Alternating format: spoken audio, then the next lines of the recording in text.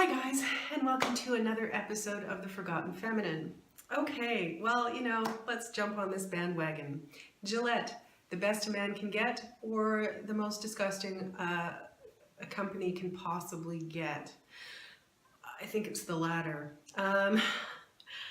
Okay, so Gillette has put out, in case you haven't heard, this really, really horrible advertisement that's basically talking about toxic masculinity.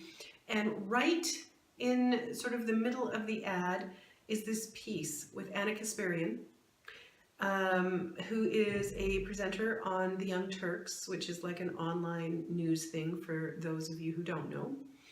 And it starts with her talking about sexual assault, and then it pans out to a bunch of other news organizations talking about the same kinds of things.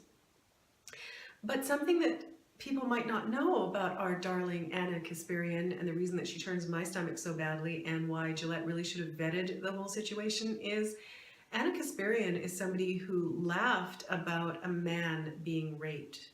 It's a young man, I can't remember what country it was that he lived in, but he had been held captive for several days and raped repeatedly by a woman. And when Anna was reporting this news story, she actually laughed and belittled the man. Yeah, so really, how disgusting can Gillette get to put that there? That alone is enough for me. But add on top of it that they're talking about toxic masculinity. It's a product that is geared towards men, and they seem to have this kind of hate for their own customers. So what would propel a man to buy one of your products now? Because you obviously have no respect for men. Now, Paul Joseph Watson had pointed out that anytime that companies do these kinds of things, it's all about the controversy. So they have created this great controversy by doing this. It was the same as whenever they did the Nike did the Kaepernick ad. They actually have, for some reason, people will buy more of it because it's just the name has gotten there. I think it was many years ago. I think it was Trump who might have even said it, or it was around about the time that Trump was just starting to become famous. And somebody had said there's no such thing as bad advertising, which basically means so long as your name is in the press, it doesn't matter what it's about, people will start to get that name recognition, and they might associate it with bad things, but a lot of people will just recognize it, and they'll potentially vote for somebody or buy a product because the name recognition is there. So it's part of the whole sheeple consumerism thing. But anyway, one of the reasons that I found this so disturbing, not just the Anna Kasparian thing, but and the whole laughable piece about knowing because I was in sales for years, so knowing your product, knowing your customer, and you know your product's for men, but you go and say bad things about men or imply that men are terrible. It sort of makes my sales head scratch. It's like, what? Anyway, and then so there's something like this that's put out there, and then we wonder why there is a whole MGTOW movement, which is of course men going their own way. Well, gee, can you blame them whenever this kind of vitriol is being put out there and it's catering to a certain type of woman who wants to dominate and make men, I don't know, feel worse about themselves? I don't completely understand the motivation here.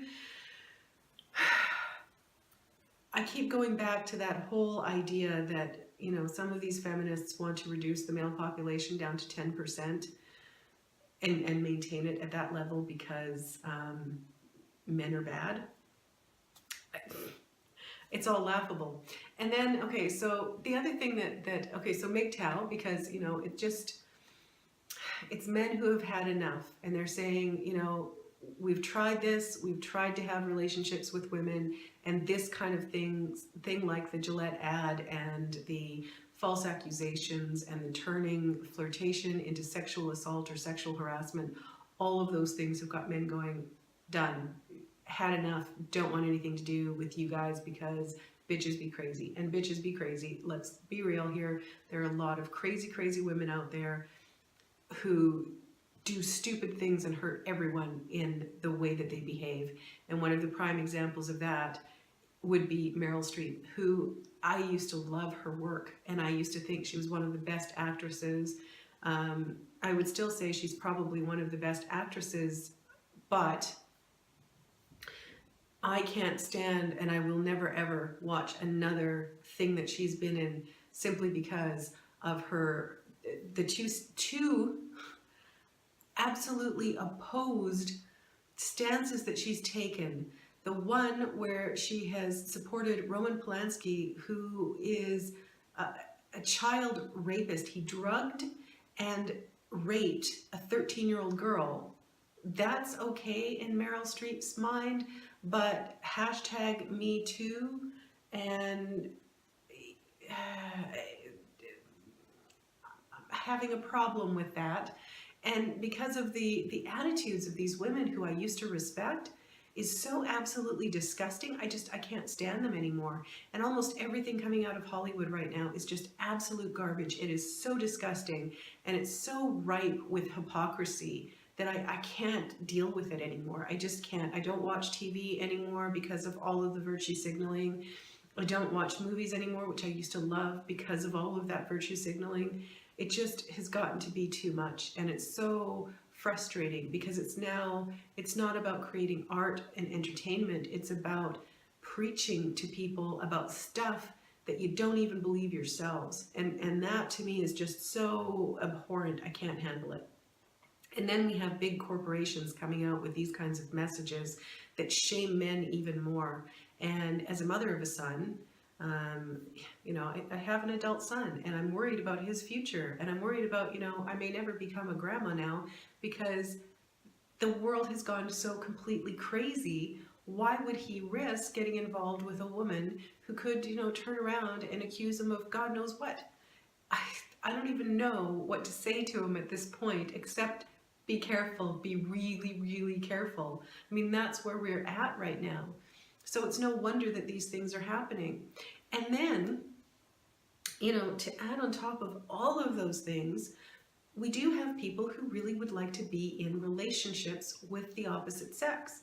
So we have guys that would love to be husbands and fathers, and we have women who would love to be mothers and wives, but they can't seem to get it together. So you have this sort of eruption of things like dating sites, and the dating sites, that's just getting people in the same space together at some point, maybe, which it's like, go to the bar, go to,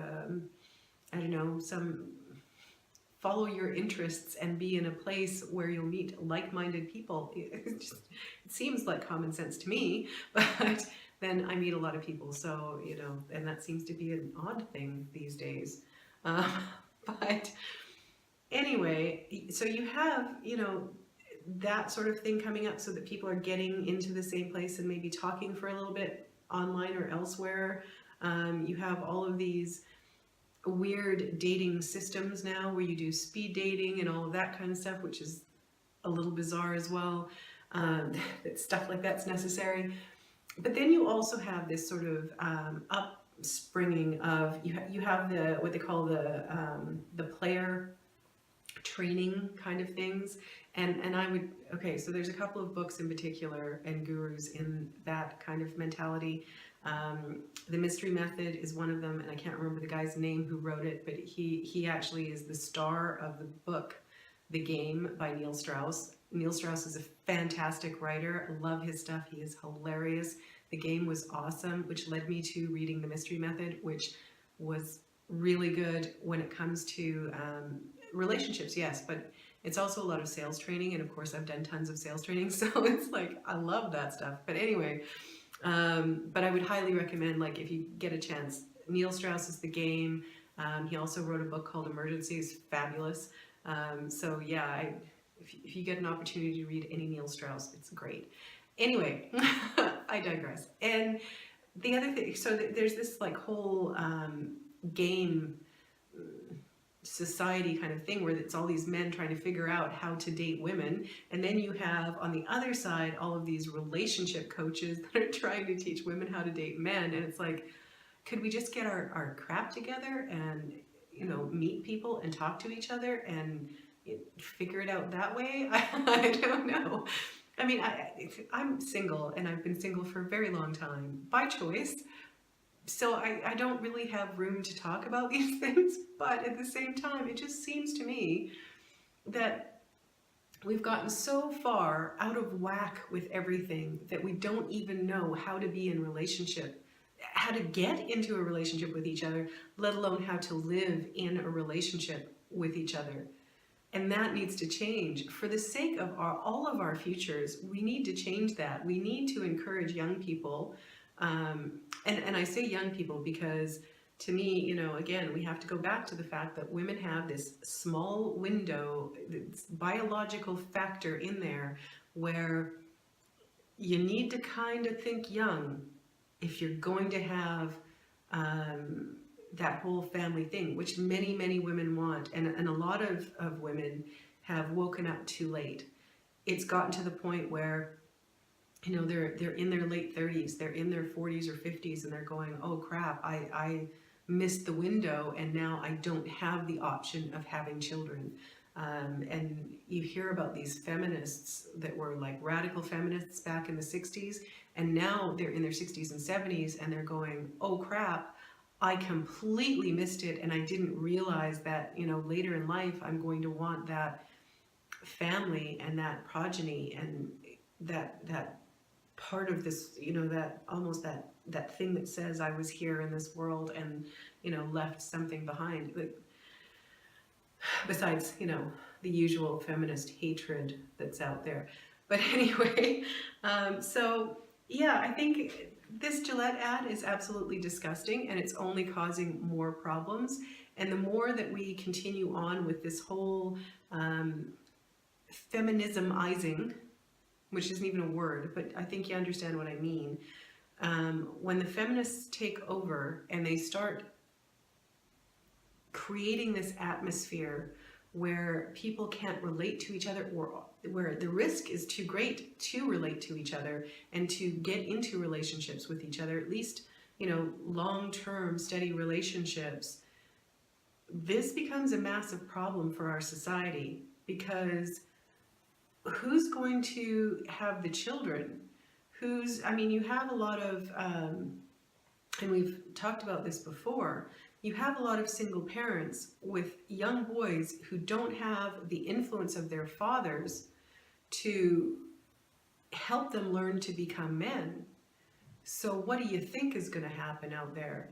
And I'm not saying that these young boys grow up to become violators of women. I don't think that's the case at all. But you wind up with these young boys who wind up depressed, and they don't know how to relate to women in a healthy kind of a way, because they haven't had the male influence to teach them this is okay and that's not okay, and you need to behave like this, and you need to, you know, whatever. Because 9 times out of 10, most women are going to go after a man who makes them feel secure.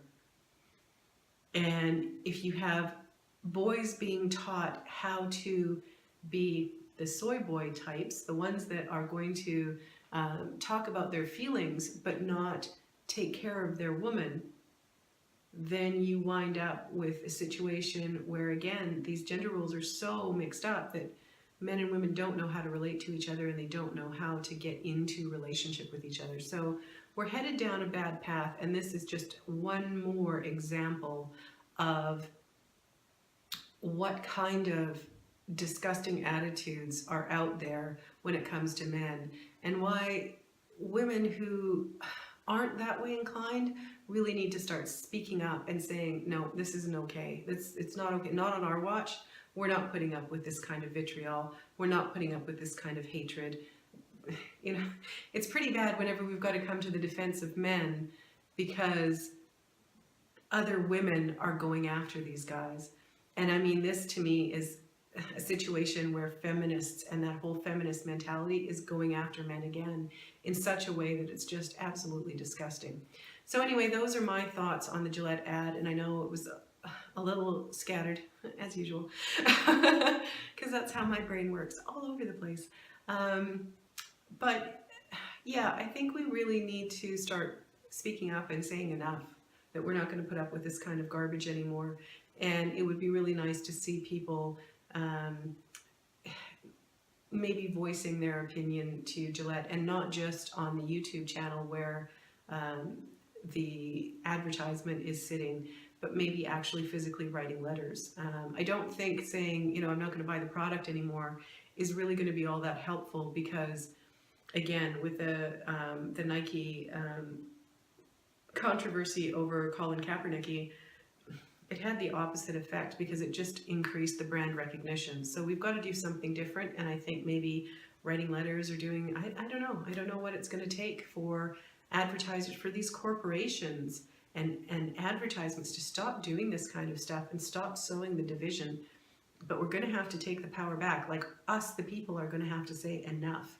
And until we do that, this kind of thing is going to continue, and the division is going to continue, and it's going to be harder and harder for men and women to relate to each other and to get what they really want out of life, which is having good, healthy relationships and being able to raise good, healthy children within the confines of those relationships. So that's my 2 cents. I hope you enjoyed it. Thank you very much for watching and bearing with me, and have a great day. I will talk to you soon.